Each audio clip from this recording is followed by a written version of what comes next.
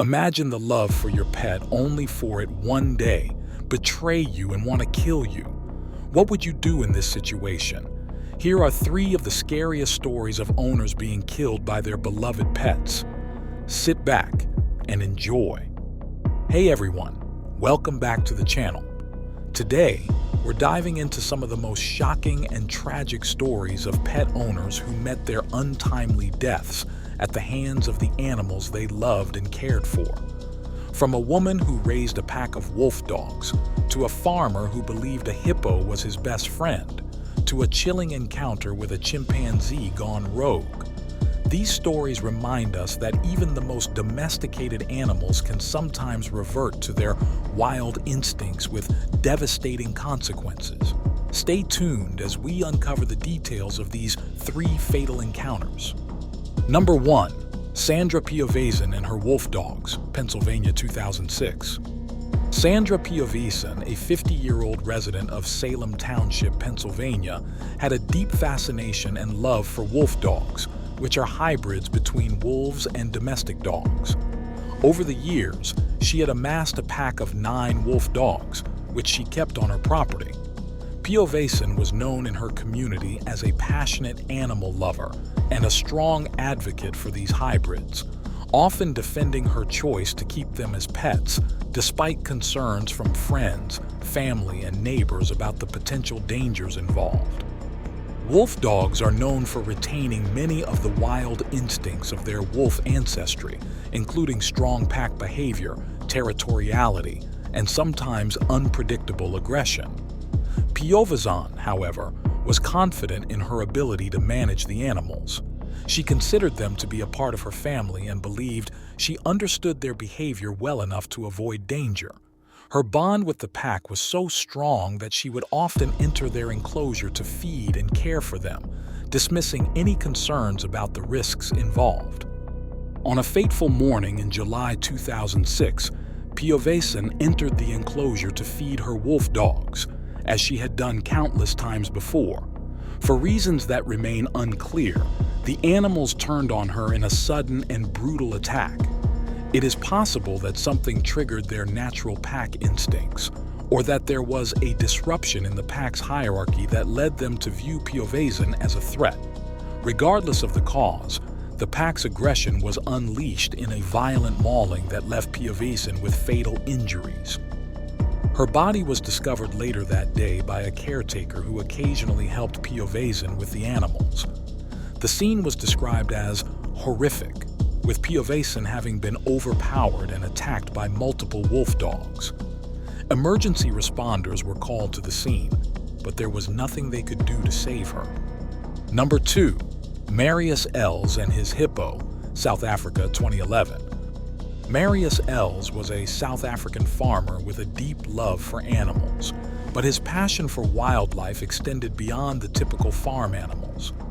Els owned a 400-acre farm near the Vaal River in Free State Province, and among the various animals he kept, one stood out, a 1.2-ton hippo named Humphrey. Els had acquired Humphrey when he was just 5 months old, rescuing him from a flood, and he raised the hippo on his property as if he were a domesticated pet. Els's relationship with Humphrey was unusual, to say the least. He viewed the hippo as part of his family and often referred to him as a son. Els was known to swim with Humphrey, ride on his back, and even play with him in the river. Despite numerous warnings from wildlife experts and friends about the dangers of keeping a hippo as a pet, Els remained confident that his bond with Humphrey was unique and unbreakable. He believed he had tamed the animal's wild instincts and that their relationship was based on mutual trust and affection. However, hippos are known to be one of the most dangerous animals in Africa. Despite their herbivorous diet, they are highly territorial and can be extremely aggressive, especially when they feel threatened. Hippos are responsible for more human fatalities in Africa than most other large animals, and their powerful jaws and massive size make them formidable opponents. On the fateful day of November 13, 2011, Elsa's confidence in his bond with Humphrey proved to be tragically misplaced. While the exact circumstances of the attack remain unclear, Humphrey suddenly turned on Els.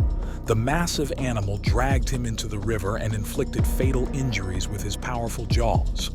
Els's body was later found submerged in the river, bearing the signs of a brutal mauling.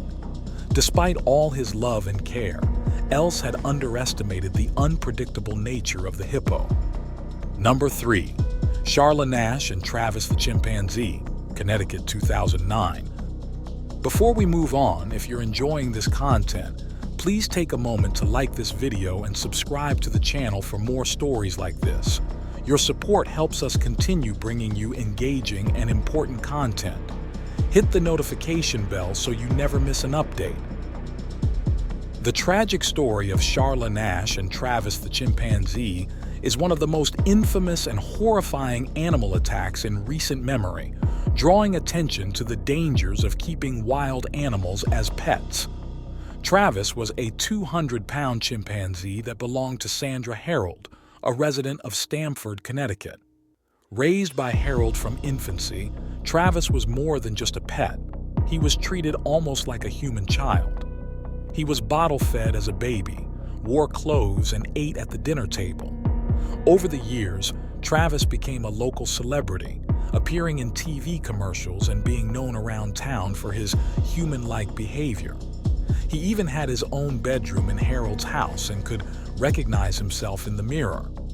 Despite his seemingly domesticated nature, Travis was still a wild animal with inherent instincts that could not be completely tamed.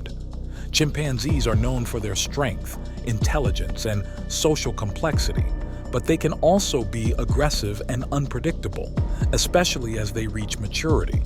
Travis, at the age of 14, had grown into a powerful adult chimpanzee. The fateful incident occurred on February 16, 2009. Sandra Harold called her friend, Charla Nash, to come over and help her bring Travis back into the house.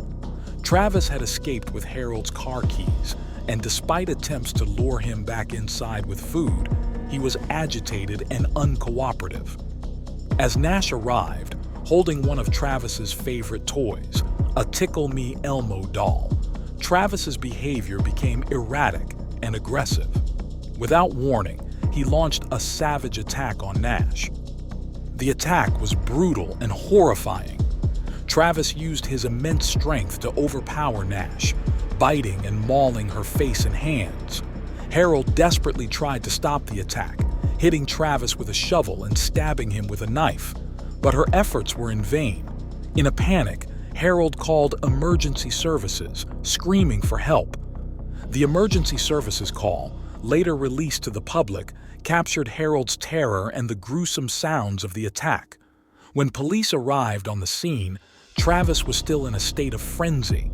He approached one of the officers, who was forced to shoot the chimpanzee to end the attack.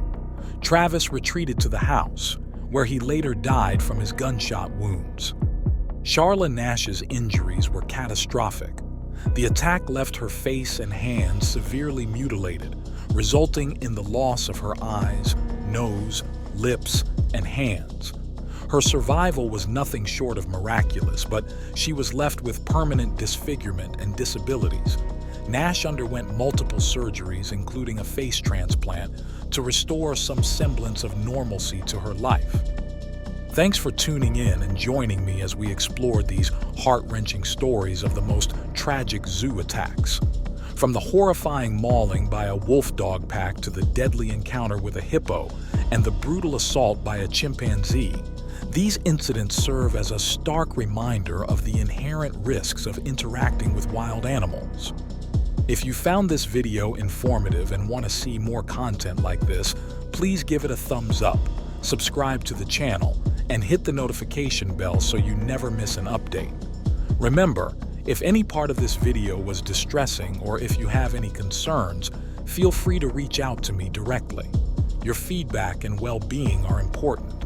Stay safe, and I'll see you in the next video.